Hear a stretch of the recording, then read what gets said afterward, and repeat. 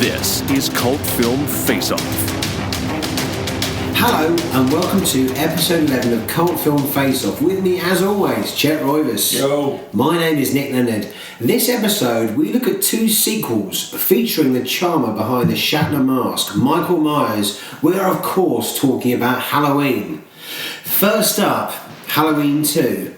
After the atrocities of Halloween night, Laurie Strode is taken to Haddonfield Hospital. Little does she know, however, that Michael Myers is once again in hot pursuit. I shot him 6 times. I shot him in the heart. This man, he's not human. Universal Pictures presents Halloween 2. More of the night he came home. Who is it? There was nothing within him, neither conscience nor reason, that wasn't even remotely human.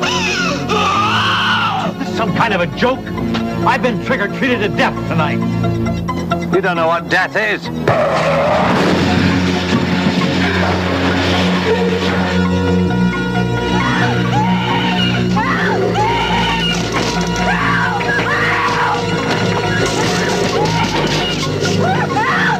Halloween 2.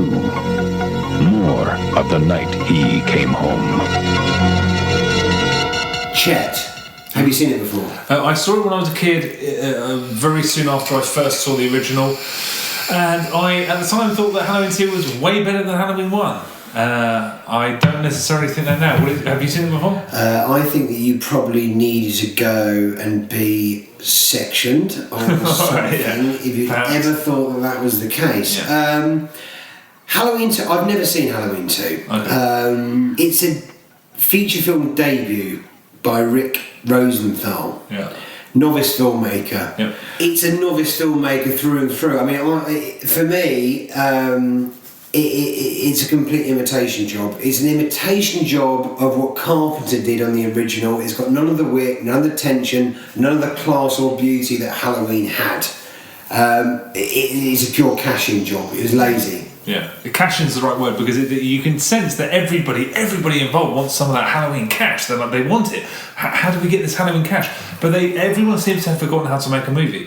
The opening is really strange. I mean, it gets off to a weird start because it's a redo of the end of the first film. They show you the end of the first film, but they change the music and they use music that's really ineffective. And I thought maybe they didn't get the right. I didn't realise at this point that John Carpenter actually wrote the script and had a hand in the production, because I thought maybe they didn't get the rights to the original Halloween music. And then they roll the credits over a cover version of the music. So that was fun. But I thought it was weird. Why would you take out one of the most important elements of the first film to show the end of the it seemed completely and utterly bizarre. That's when I knew something was wrong. I really like the idea of a sequel that's set immediately after the first film. I think the only successful examples are probably Back to the Future 2 and Crank 2. I couldn't think of any other examples of films that follow on directly that work really well. Michael Myers' first appearance is excellent. There is a great cut where basically he's walking into this house to steal a knife from this old couple, and you haven't seen him yet, and he watches as there's a broadcast about what's happened previously in the evening, and it cuts to him just standing in the back. I was like, whoa!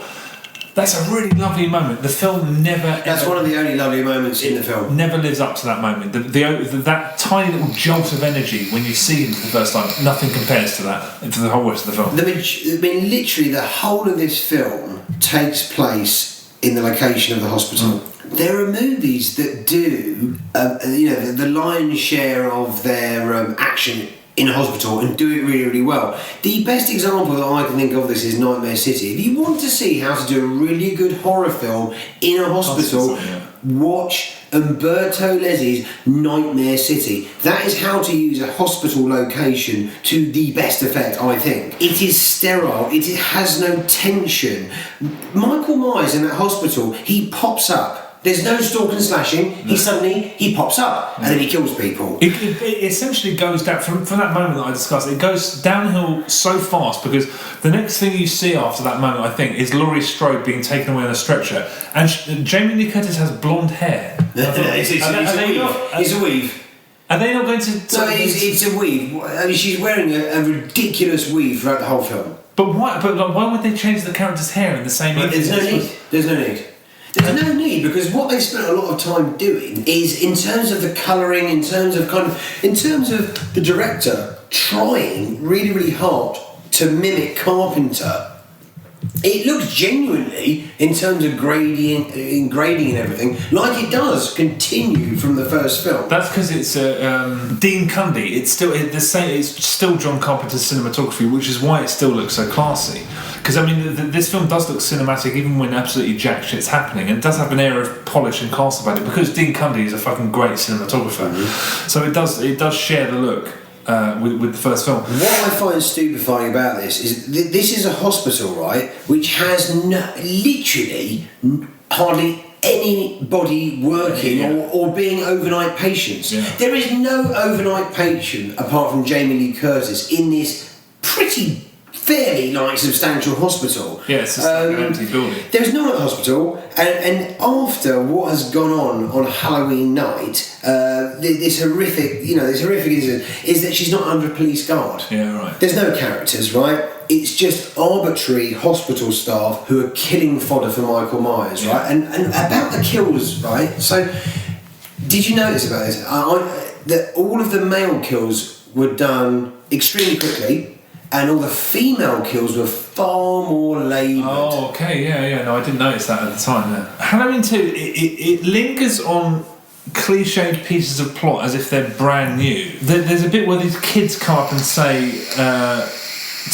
they speak to Loomis and they say, hey, our friend is 17 years old and he's gone missing. He was wearing a silly mask, he was out trick-or-treating. And this is after the autopsy scene, when we've established that the kid who died was not Michael Myers, and then Donald Pleasance's like, 17. It's like, well, I mean, okay, we already joined the dots there. There's also a bit where Jamie Lee Curtis makes an absolute meal out of the fact that the phones are dead. And it's like, well, this is all pretty standard horror movie stuff, Jamie Lee. We all know where we're going.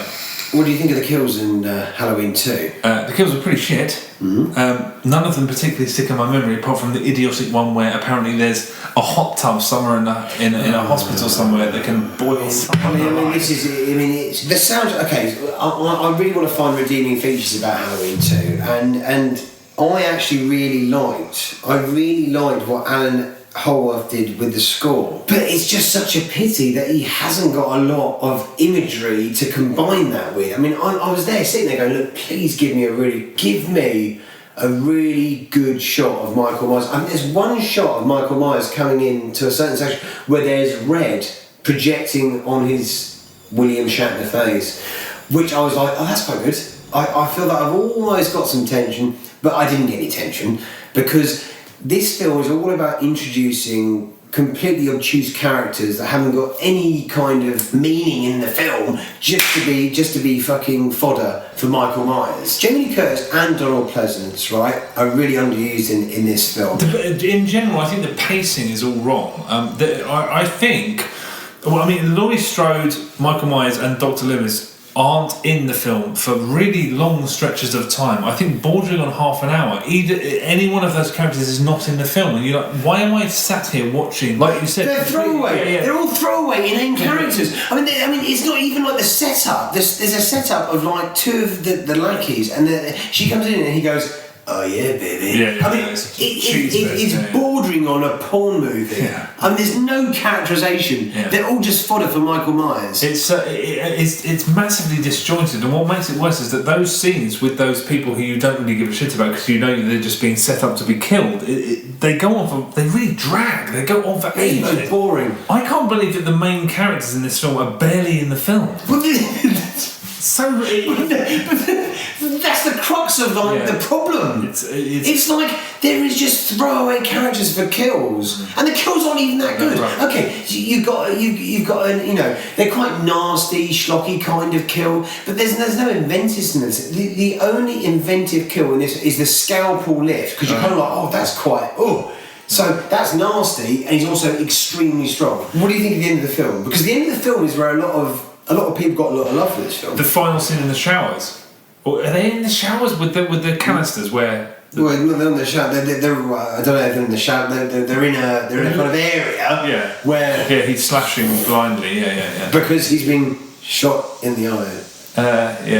I didn't really think a whole lot of anything in the film, to be honest. It's trying to emulate what the first was. It's purely a cash cow. They're trying to make money from it. I did not have any enjoyment from this film at all. I was surprised by how much I disliked it, actually. And there is a cryptic revelation that's later on in the film where it suggested that, as fans of the series will know, Jamie Lee Curtis's character is actually Michael Myers' sister. But that's delivered way too late. I think it would have been better if you knew that from the get-go, giving Michael Myers some kind of drive. I mean, it is something. It's so narratively bereft that you're just looking at these fucking inconsequential sequences happen, and then the character you've been looking at will disappear for half an hour, and you're just like, what even is this film about? I have no idea. And going back to the kills briefly, the issue I have with the kills is that the kills in the original film, on the whole, were not particularly sudden. And it seemed as if Michael Myers was almost toying with his victims, and he was enjoying the hunt. He was like an animal on the prowl, which made the whole thing more chilling. Here, he just appears, someone dies, that's the end of it. You get no sense of a sociopath scoping his prey out, taking them out, and that's it, which is what made the first film. There's no hunting. There's no hunting. He just pops up, and then he pops into another scene, and then someone's dead, and then move on. Okay, right. Worth mentioning this is Carpenter stepped in post-production of this film. Added some blood. Yeah, he stepped in, and I remember hearing that Rick Rosenthal hated the theatrical way, because I know. Yeah, John Carpenter just completely made it himself. Yeah. I mean, he was like, he directed something that was like no bloodshed, real tension, and all this. Yeah. John Carpenter said that the Rick Rosenthal's version was not scary, and his version was more scary. But Rosenthal's version apparently is the TV version. And there's it's an incredibly long list. If you go online and look for, there's tons of cuts. Yeah, tons of cuts. And there's like paragraphs. Yeah, exactly. And a lot of people think that Rosenthal's version is the best. Is the better one. But is that available? It's the one most have seen. I don't know if you can get it. Which one did you see? I saw the Carpenter version. I saw the theatrical edit. But how do we get hold of Rosenthal's version? I'm sure you can. If you ever see it on TV, that's the version you're seeing. That's the TV so the TV version is his version. Rosenthal's cut, yeah. And a lot of fans say that that's way better. And I don't have any problem believing that because things are in a different order. Read that list; it's interesting. I do want to see. Well, no, I've scanned. This is what makes me think. I wonder if the version that I saw that I thought was better than the first film was actually the Rosenthal version, because I was really impressed with that film. I mean, admittedly, I was a fucking kid who didn't know jack shit, but people who have very, very positive words to say about this film. The reason that Rosenthal got the gig is that he made a short film called Toya, which Carpenter was blown away by. That's how he got the directing gig on this film. Toya, I've never heard that. Yeah, I mean, I'm not entirely aware of how bad these movies got, because I've only seen the first 4 and H2O, but this is not totally awful. There is a slight element of class about it, but yeah, Halloween 2, a complete washout. Yeah, it's derivative. Let's crack on and look at Halloween 4, The Return of Michael Myers. Right. 10 years after his original massacre, Michael Myers escapes while being transferred to Smithgrove Hospital and goes back to Haddonfield to hunt his only living relative. Halloween 4, The Return of Michael Myers. 10 years ago, on the night of October 31st, a small Midwestern town fell victim to an escaped killer. Under the cover of darkness, he carried out the most horrifying mass murder on record. 16 people in cold blood. Ever since that night, no one has forgotten his name. And Halloween has never been the same.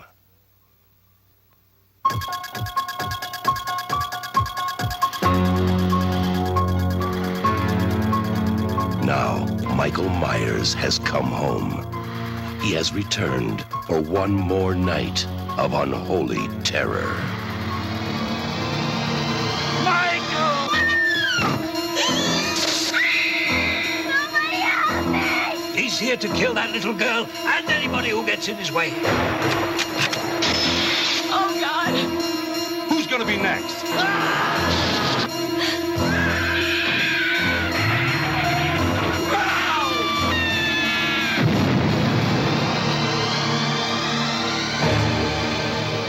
Halloween 4, The Return of Michael Myers. Maybe nobody knows how to stop him. So, Halloween 4, The Return of Michael Myers. Chet, have you seen it before? No, I'm surprised that it has any kind of cult status. Well, it does. I mean, among fans, this is regarded as a genuinely good film. I thought it was pretty abominable, really. The opening, there's a really spooky opening. The sort of shots of the decrepit old Halloween costumes, and there's everything's damp. The skies are grey. Great atmosphere. Title sequence is bad. Yeah, it's really good. I was just like, title sequence is bad. Yeah. As in good, yeah. Down with the kids. When it started with that bit, I was just like, this is going to be really good, and then it goes fucking straight down the toilets. I had a really negative opinion of it when I saw it when I was 12. It's not a great film, but there are things in it, because I've seen a lot of the Halloween films. Right? Now we're comparing this to Halloween 2. Halloween 2, Donald Pleasance is not given a lot of screen time. He is given loads of screen time, and he is really genuinely great in this film. They don't try and kind of, like, the characters didn't really respect what Dr. Loomis was saying in the second film. It was just kind of hubbub. It didn't make any sense. What you need to put in context with this film is that there was a writer's strike in 1987, which meant there was nobody available, and they had to cobble this together in 11 days, right? Which is quite miraculous that it actually turned out to be coherent. And this absolutely aces Halloween 2.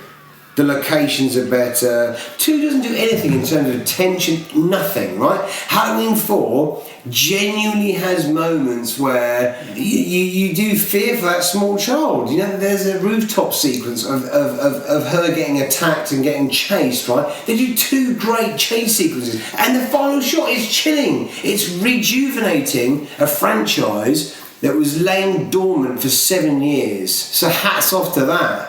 It absolutely fucking schools number 2. I like the opening over the credit. The opening shot. You like the title sequence? Yeah. Just the incredibly spooky old Halloween decorations. Just morbid and weird, and everything's damp. The skies are grey, etc. Lots of atmosphere. I thought this is going to be an atmospheric film. You're talking about 2.5 minutes. Not even 2.5 minutes. I reckon it's probably closer to 30 seconds. But the film is just the same formulaic. You know, the one thing that I really had an issue with is the cinematography. The cinematography is way too bright. It looks like TV in that sense, because everything is beautifully lit and everything looks completely indistinct from everything else. Even in comparison to the second film, which still had Dean Cundy's cinematography, and darkness and shadows was still a part of what the film was trying to do. This is all. It looks like television. Even when the kids are out trick or treating, it looks like daytime. Everything is. No, I never felt any sense of dread in Halloween 2.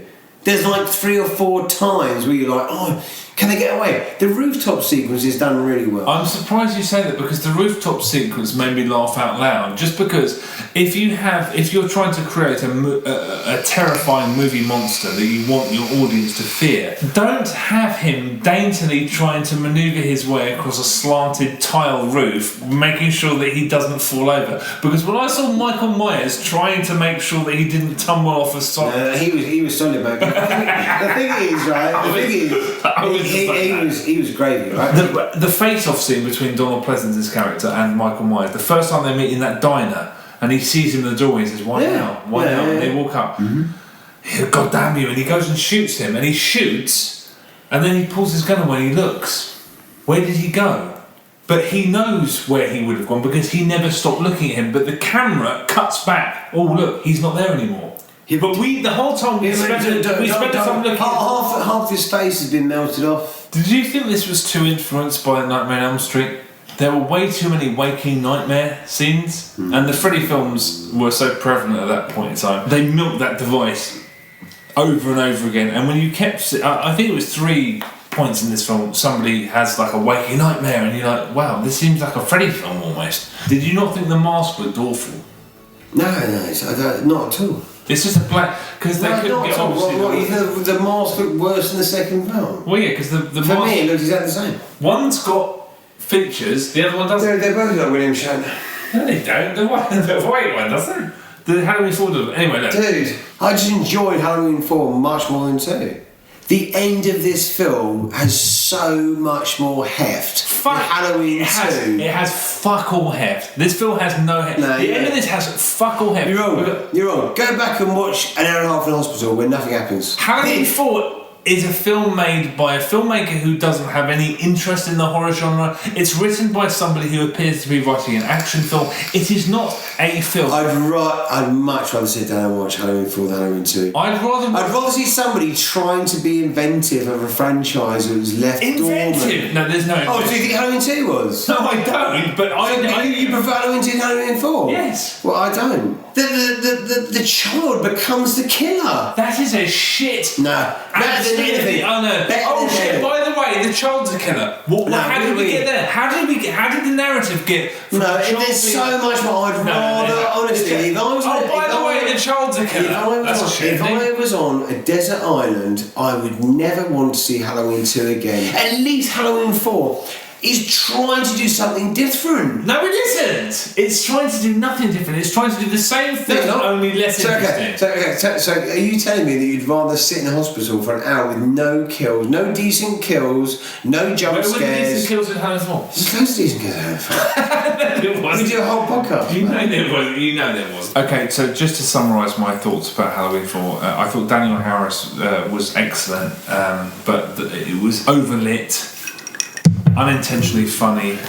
The action was badly staged. I didn't really like anything about this. It felt like a Friday the 13th film. Donald Pleasance's given far more screen time. Fantastic. It's a prequel and a sequel. It does so much more than number 2. And what a chilling final sequence. Absolutely schools number 2.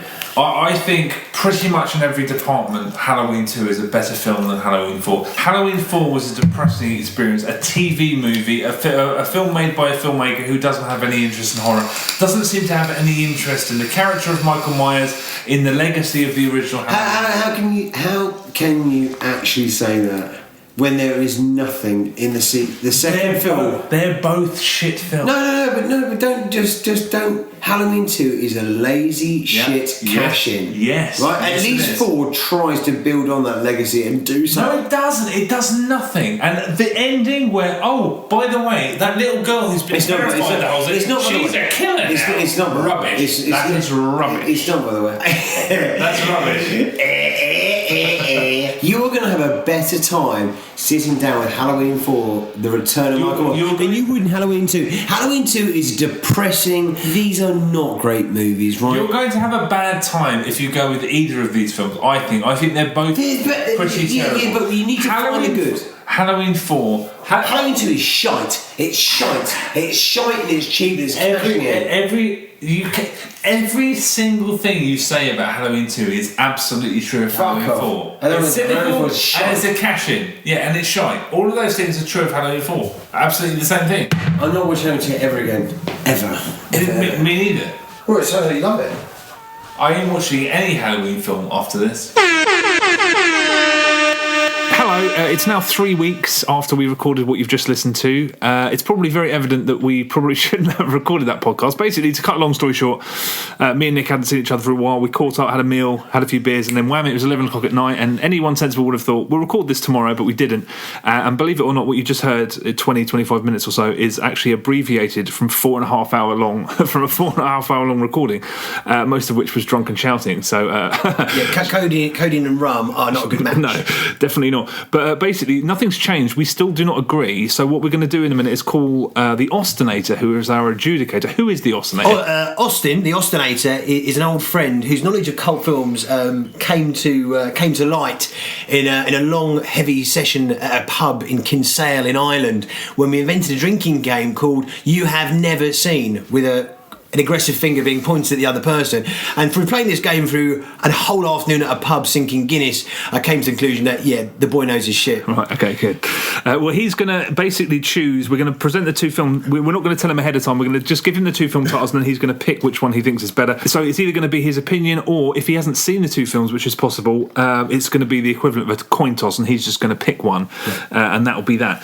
But before we do that, because Halloween 4 didn't get much of a shake on that audio, I've got a couple of bullet points, notes that I made that I just wanted to get out of the way, just to try and strengthen my point. I mean, they're just sort of mentions of scenes, really. Do you remember that scene with the priest, where Pleasance is in that car with the priest? And they the start drunk singing. priest. The drunk priest. So out of left field, completely didn't work.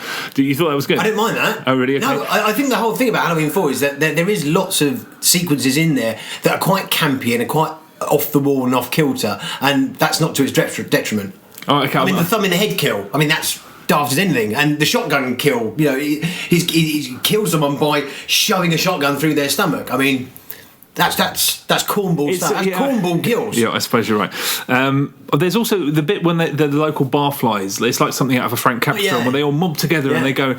And one of the young guys says, "Oh, I saw Michael Myers a little while ago down by the old farmhouse or something." Something it says. So these guys go there. They kill an innocent man, thinking it was Michael Myers. And at first I was like, "That's fucking stupid." But the more I thought about it, the more I thought, I bet that bears relation to real life way more than anyone realises. Because some plucky kid wants to impress everybody, then they go and shoot an innocent man. So actually, that's one element of the film that I thought was good.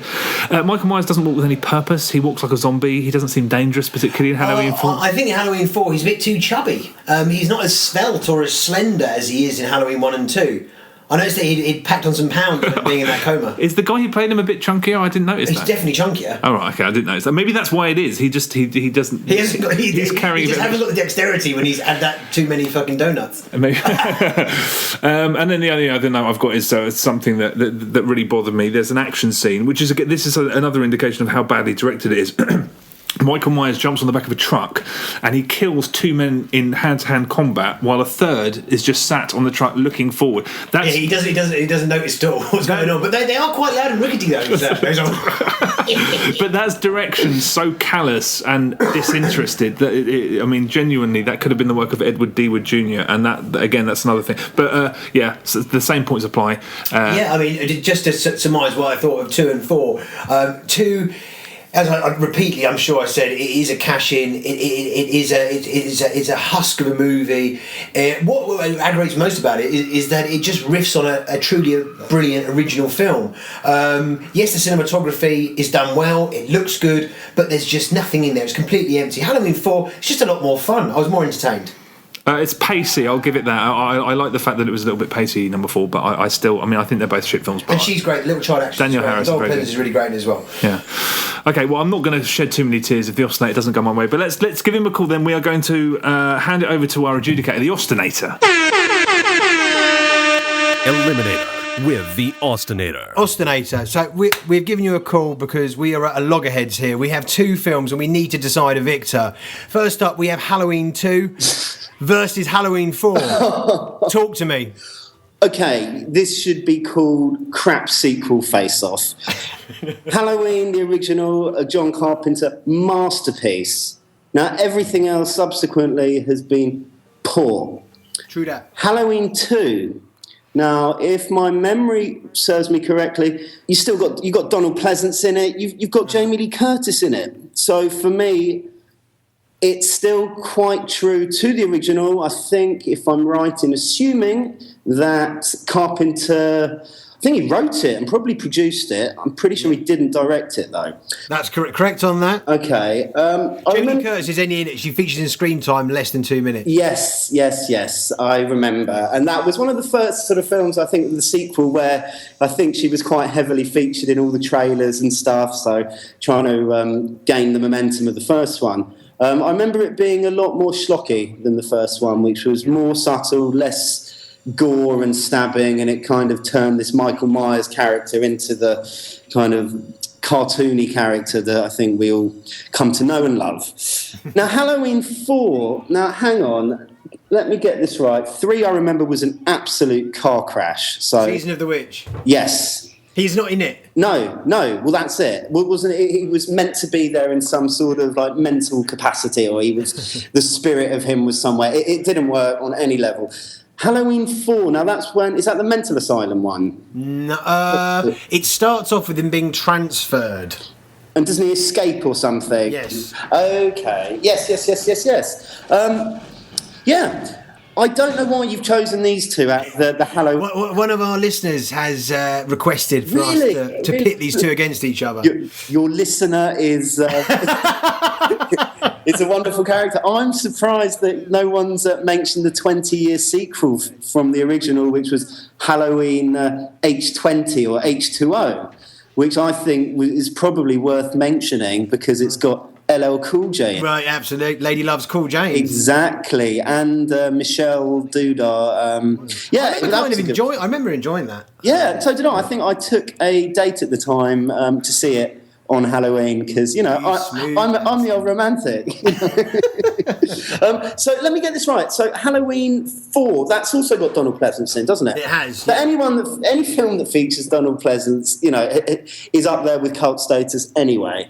From my initial gut reaction, I would say it's got to be 2. I don't know. I just think that we went through that stage in the 80s, especially of all these kind of dragged out sequels, things like The Omen and Friday the 13th and obviously the Nightmare on Elm Street. So for me personally, I think these mid-tier, mid-canon films, they kind of got lost amongst other bigger franchises, I think. But so for me, the second in the series for Halloween, I think, has got to take it because it still had the momentum of the fantastic first Halloween, and I just feel by the third one ruined it for a lot of fans who then wouldn't get back into the franchise for the fourth one and subsequent ones. So for me, I've just got to say, I think they're both terrible films. Let me make this perfect. Yeah, you're not wrong. They're absolute, and I haven't seen either of them for 10 years, I'm sure. But I would presume they're probably close to unwatchable at the moment. If one was to sit down now, apart from laughing at how badly some of the acting and some of it's made, I don't know if it would still have the effect. Am I wrong? Both of you have seen these films far more recently than I have. Well, I plumped for 4. You went for 4, and Chet went for 2. Okay, and we were not agreeing. Okay. So I think you need to go, and I think this needs to be settled with like a. You've settled it. H2O. You've settled it. Oh, sorry. Go on. No. Well, I said if you want to meet some sort of agreement, you could always. Compare the other Halloween films together, but I think from my memory, which usually serves me quite well, that the second one is probably a slightly better film, but it's not in the same league as the original, and both of them sully the memory. I don't know how involved Carpenter was on the fourth one. He didn't direct it, did he? I don't think he had. No, I don't even know if he had a producer or writing credit on it. Yeah, but for me, I've got to say the second one. But again, terrible films. Both of them, unwatchable pap. But saying that, if I had to pick and choose, it's got to be the second, I'm afraid. Eliminator with the Austinator. Okay, so there we have it. Halloween 2 is better than Halloween 4. I feel slightly bad about that because you're wrong. When we announced that that we were going to do this episode, you can tell there's so much love for Halloween 4 online, and there wasn't much interest in the fact that we were pairing it with Halloween 2. I rest my case. So I feel bad in that sense, but I do think that the best film won. But if you've got beef, then take it up with the Austinator. Yeah, well, also we'd love to hear what your leave comments, let us know what you think. Yeah, indeed. But yeah, thank you very much for listening. Next episode, we're going to be staying on with horror movies. We're going to look at Jason Lives, Friday the 13th Part 6 versus the Texas Chainsaw Massacre 2. And after that, we're going to be looking at sort of two kings from the straight-to-DVD era, Mark Dacascos and Olivier Gruner. It's going to be Nemesis versus Drive. Thank you very much for listening. If you want to help us out, subscribing on iTunes, subscribing on YouTube, that really helps us out. We're also on all sorts of other podcast apps and whatnot. YouTube is these episodes episodes paired with visuals from the film if you want to sort of take a look at those. There's also Inane, if you want to see a really shit look like of Leonardo DiCaprio and Peter Jackson's Brain Dead, stuff like that's on there as well. Uncanny. Yeah. But yeah, thanks for listening. We'll see you next time. Goodbye.